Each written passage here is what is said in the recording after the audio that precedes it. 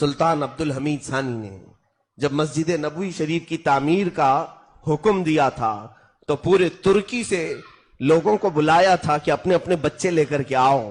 جو بھی بچے پیدا ہوئے 1 دن کے 2 دن کے وہ سب لے کر کے لوگ حاضر ہوئے. 500 بچے جمع ہوئے.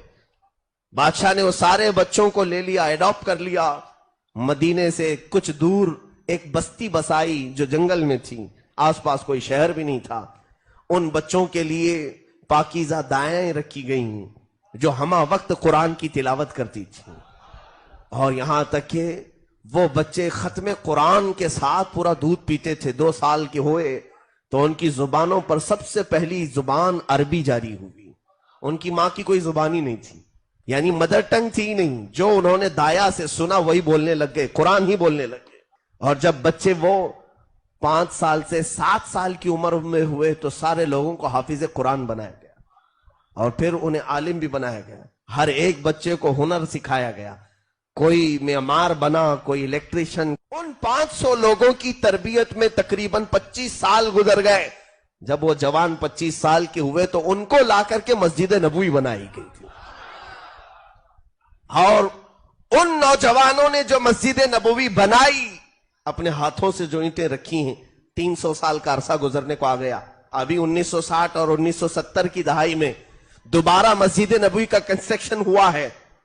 سعودی بادشاہ کے زمانے میں یہ جو ابھی آل چل رہی ہے, انہی میں کا ایک بادشاہ تھا جس نے توسیع کی اور بڑھایا ہے مسجد نبوی کو, بہت بنایا. لیکن جو اصل میرے آقا صلی اللہ علیہ وسلم کا حجرہ ہے, جہاں روضہ ہے اور جہاں پہلی 4 صفیں لگتی ہیں, یا ریاض الجنہ ہے, اس جگہ کو شہید کر کے نیا بنانا تھا, نیا پروجیکٹ تھا.